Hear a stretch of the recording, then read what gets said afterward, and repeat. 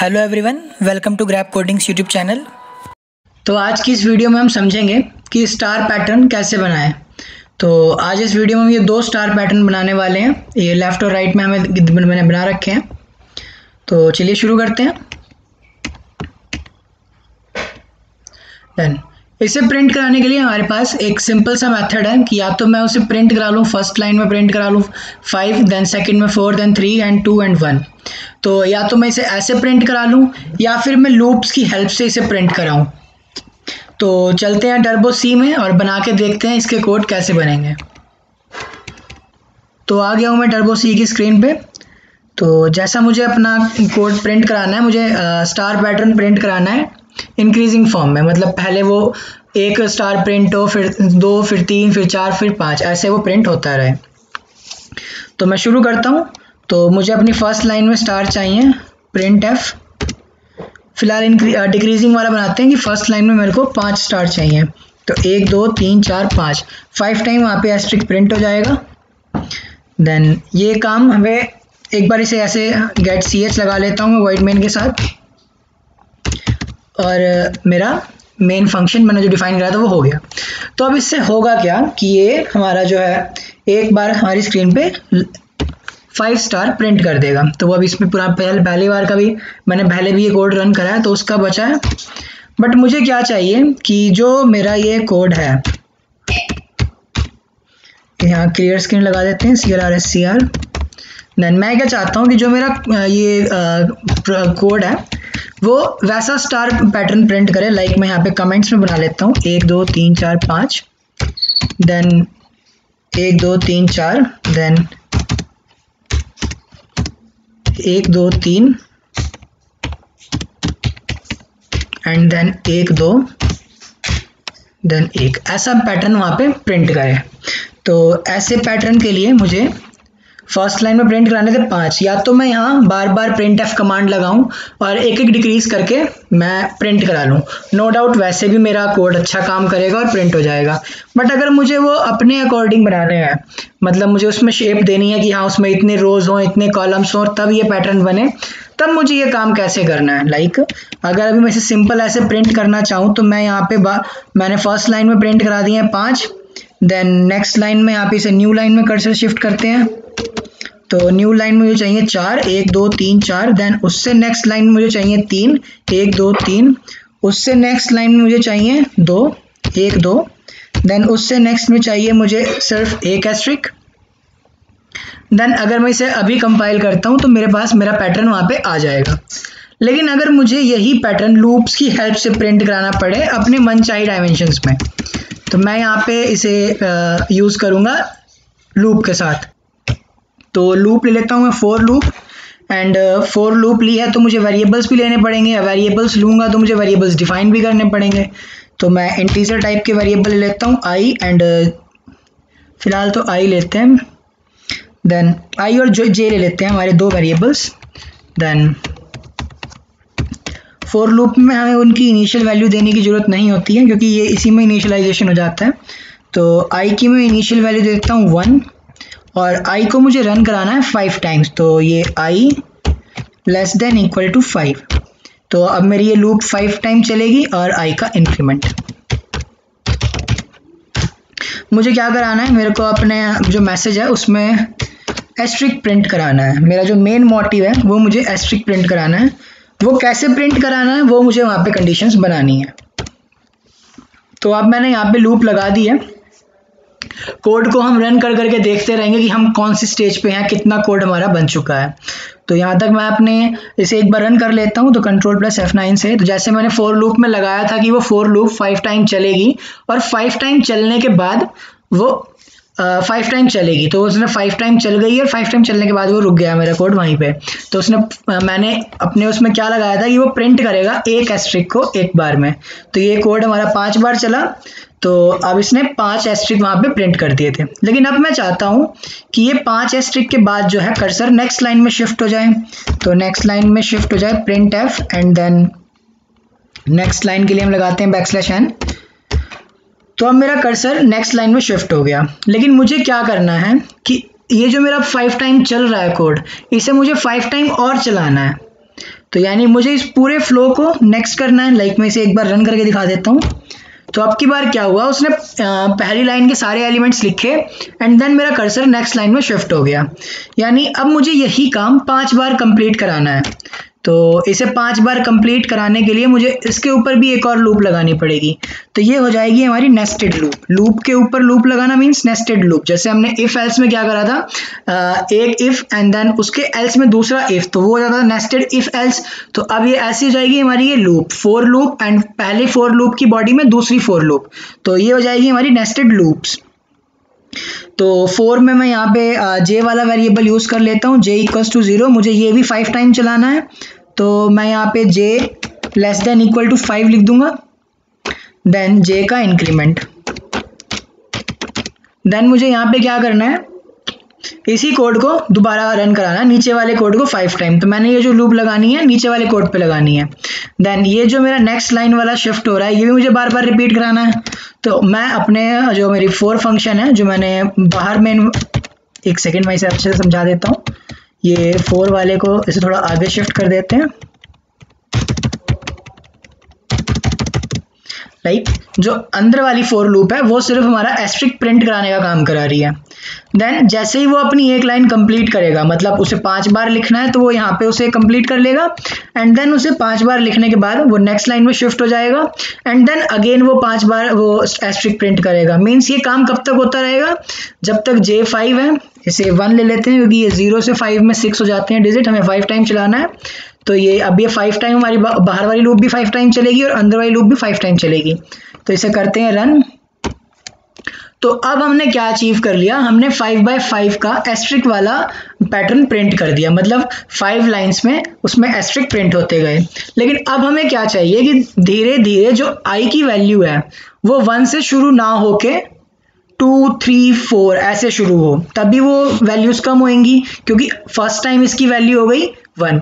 तो 1 से 5 तक में जाने में उसे 5 बार एस्ट्रिक प्रिंट कराने पड़े। फिर हम चाहते हैं जब ये नेक्स्ट आए तो ये वैल्यू 2 हो जाए, मतलब मुझे i का इंक्रीमेंट अलग करना पड़ेगा।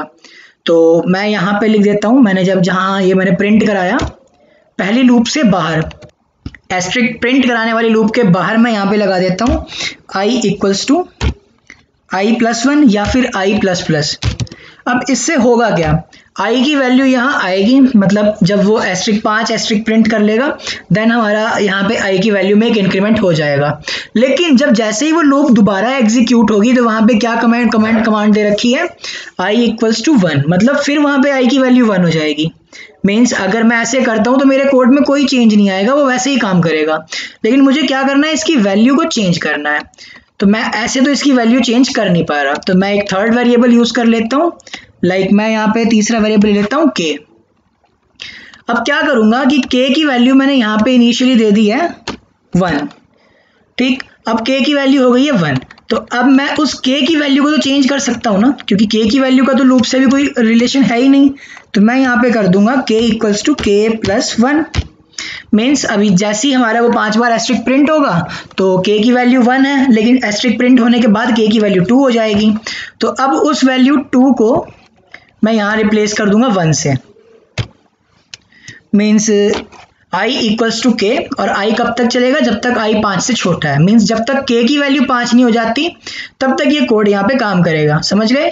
i की वैल्यू किस पे डिपेंड है, k पे, और लूप किस पे डिपेंड है, i पे। मीन्स हमने तीसरा वेरिएबल यूज करा जो i की वैल्यू को चेंज करेगा, क्योंकि अगर मैं यहाँ से i की वैल्यू को चेंज करता हूँ और कंडीशन के अकॉर्डिंग यहाँ i की वैल्यू जो उसकी इनिशियल वैल्यू है वो यहाँ से 1 हो जाती है बार बार, तो मैं ऐसे उसे चेंज कर नहीं पा रहा था। तो मैंने यहाँ पे तीसरा वेरिएबल ले लिया और वो उसकी वैल्यू मैंने बार बार इंक्रीज कर दी। मीन्स ऊपर से k 1 पे आ रहा है और वो k1 की हेल्प से इस लूप को 5 टाइम एग्जीक्यूट करेगी। नीचे आया तो k की वैल्यू हो गई 2, अब ये 2 से 5 तक इसे 4 टाइम एग्जीक्यूट करेगी। देन यहाँ नीचे आया तो उसकी वैल्यू होगी 3, देन वो इसे 3, 4, 5 3 टाइम्स एग्जीक्यूट करेगी, ऐसे ही 2 टाइम्स देन 1 टाइम्स। तो ऐसे हमारा कोड अच्छे से काम करेगा। 5 बार ये पूरा प्रोसेस होएगा। तो इसे करते हैं कंपाइल Ctrl+F9 से। तो ये मेरा पैटर्न बहुत अच्छे से वहाँ पे प्रिंट हो गया। तो जैसा मैंने स्टार्टिंग में कहा था कि मुझे अब पैटर्न जो है अपने मतलब मुझे अपना मनचाहा पैटर्न चाहिए, तो उसके लिए मुझे यूजर से कुछ लेना पड़ेगा कि एंटर साइज। तो डायमेंशंस के लिए मैं दो वेरिएबल्स और ले लेता हूँ, रो और कॉलम के लिए आर और सी।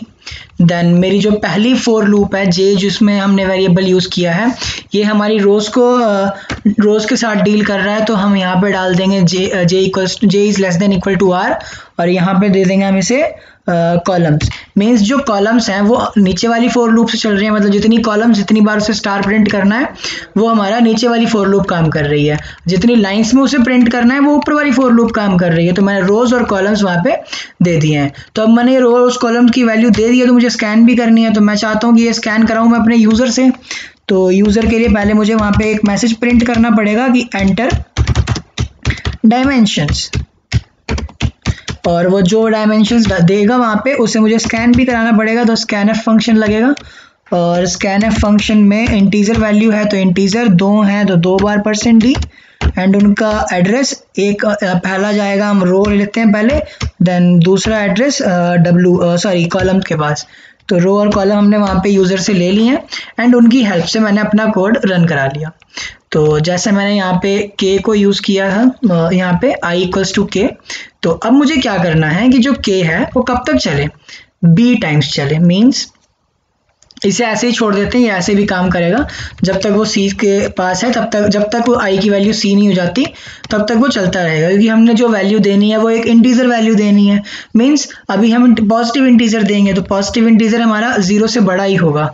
तो जो k की वैल्यू है वो 0 से ऊपर में डाल देता हूँ, k इक्वल्स टू 0। तो वो 0 से c तक काम करेगी। तो जब मैं इसे रन करता हूँ अब, तो वहां पे मैसेज आ रहा है मेरे पास एंटर डायमेंशन। मैंने डायमेंशन डाली, वहां पे 6 उसमें रोज होनी चाहिए और 7 उसमें कॉलम होने चाहिए। तो अब मेरा कोड शुरू हो गया, प्रिंट हो गया। तो इसने हमारी लाइंस प्रिंट करी हैं आपकी बार 1 2 3 4 5 6 उसने रोज ले ली हैं और 7 उसने कॉलम वहां पे प्रिंट कर दिए हैं। तो ऐसे हम अपने कोड को वहां पे रन कर सकते हैं। तो अब बारी आती है इससे जस्ट अपोजिट वाला, जो इसका वर्टिकल समझ लो वैसा वाला स्टार पैटर्न प्रिंट करने की। तो पहली लाइन में 1 आएगा, देन नेक्स्ट लाइन में हमें चाहिए 2, थर्ड में 3, एंड इससे नेक्स्ट में 4 एस्ट्रिक चाहिए, उससे नेक्स्ट में मुझे 5 एस्ट्रिक चाहिए। तो अभी तो मैं इसे बिना डायमेंशंस के करता हूँ, मतलब r और c को वहां से हटा देता हूँ। 5x5 का बना रहा हूँ तो मैं यहाँ पे इसे भी 5 कर देता हूँ।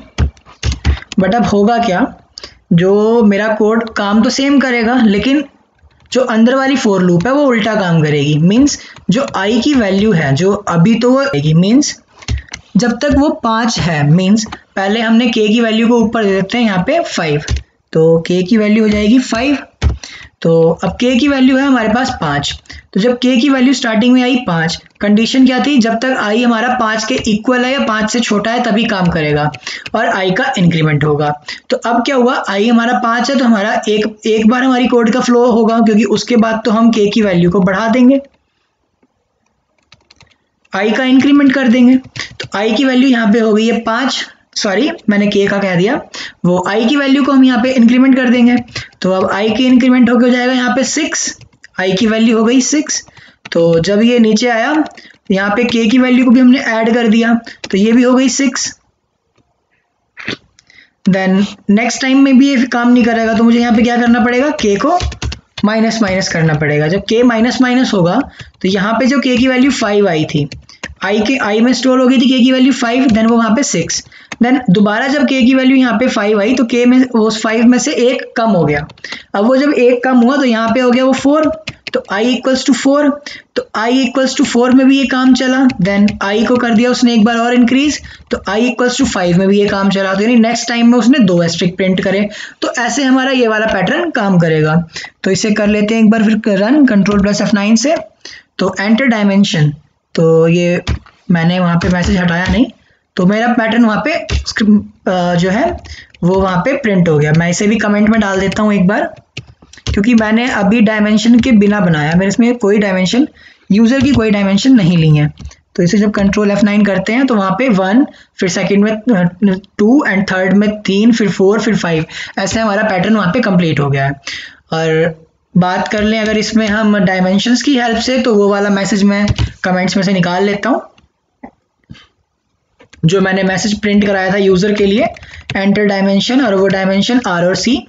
तो रोज़ हमारी डिफाइन हो रही थी जे से, तो यहाँ डाल दिया मैंने आर, और कॉलम्स हो रही थी हमारी आई के पास, तो यहाँ लिख दिया मैंने सी।